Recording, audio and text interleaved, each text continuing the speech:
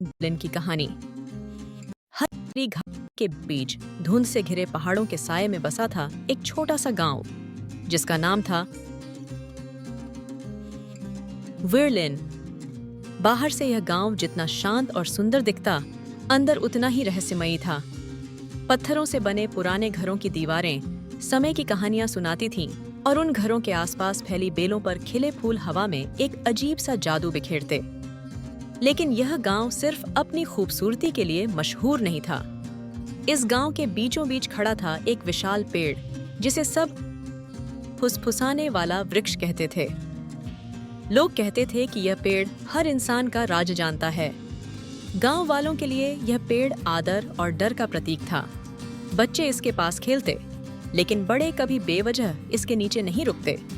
सब जानते थे कि इस पेड़ से जुड़े कई राज और रचिन हैं जिन्हें जानने की कोशिश करना खतरनाक हो सकता है। खतरनाक हो डे के एठो।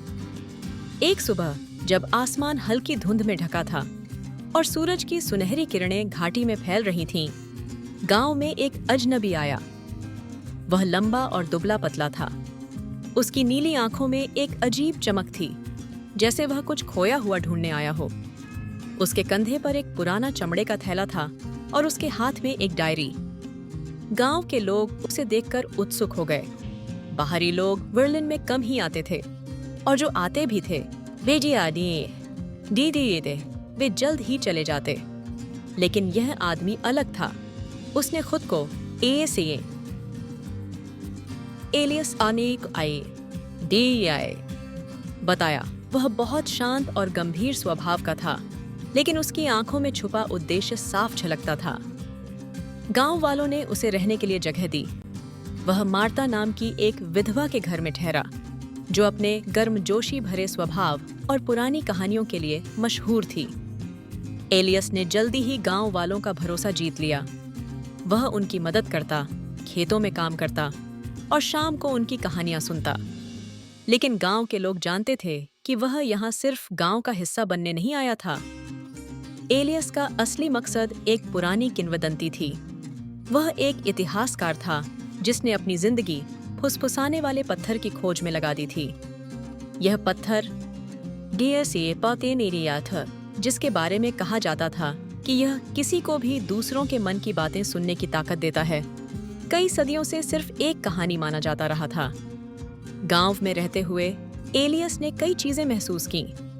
दिन में गांव सामान्य लगता, लेकिन रात होते ही यहाँ की हवा में अजीब सी बेचैनी छा जाती। कभी कभी उसे लगता कि पेड़ की शाखाएं हिल रही हैं, जैसे वे कुछ कहने की कोशिश कर रही हों। गांव के बुजुर्ग अक्सर उसकी डायरी और उसके सवालों को लेकर बेचैन हो जाते। एक दिन जब वह फुसफुसाने वाले वृक्ष के पास बैठा था, उसने देखा कि उसकी छाल पर अजीब सी आकृतियां बनी थीं। वे आकृतियां और ससी मुख के पास से क्या ये किसी भाषा जैसी दिखती थीं, लेकिन वह उन्हें पढ़ नहीं पा रहा था। उसने उन्हें अपनी डायरी में उतारा और फिर मार्टा से उनके बारे में पूछा। मार्टा ने उसे अजीब नजरों से देखा। तुमने वह निशान देखे?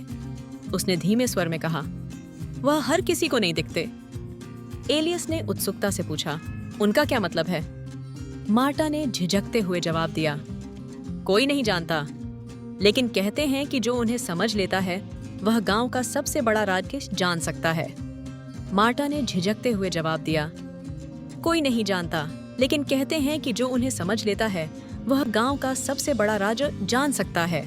मार्टा ने झिझकते हुए जवाब दिया, कोई नहीं जानता, लेकिन कहते हैं कि जो उन्हें समझ लेता है वह गांव का सबसे बड़ा राज वो जान सकता है। जैसे जैसे समय बीतता गया, एलियस ने देखा कि गांव वाले उसके सवालों से बचने लगे थे। वह जितना गहराई से चीजों को समझने की कोशिश करता, उतना ही गांव का माहौल बदलता जा रहा था। एक रात जब पूरा गांव सो रहा था, एलियस ने कुछ हलचल सुनी। वह बाहर निकला और देखा कि कुछ लोग पेड़ के पास जमा थे। वे आपस में धीमे स्वर में बात कर रहे थे। उसने छिपकर उनकी बातें सुनने की कोशिश की। अगर वह पेड़ के सच तक पहुंच गया तो क्या होगा? एक आदमी ने कहा। हमें उसे रोकना होगा, दूसरे ने जवाब दिया। वह बाहर का आदमी है, वह नहीं समझेगा। एलियस के दिमाग में अब कई सवाल उमड़ने लगे। आखिर इस गांव में ऐसा क्या था जिसे हर कोई छुपाने की कोशिश कर रहा था? क्या वह वाकई किसी खतरनाक सच के करीब पहुंच गया था?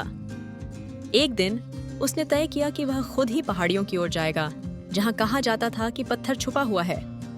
गांव वालों ने उसे चेतावनी दी, लेकिन उसने किसी की नहीं सुनी। क्या एलियस सच में वह पत्थर ढूंढ पाएगा, या फिर वह भी उन लोगों की तरह गायब हो जाएगा जिनके किस्से गांव के लोग डरते हुए सुनाते हैं? कहानी अभी खत्म नहीं हुई। क्या आप इसे और विस्तार से सुनना चाहेंगे?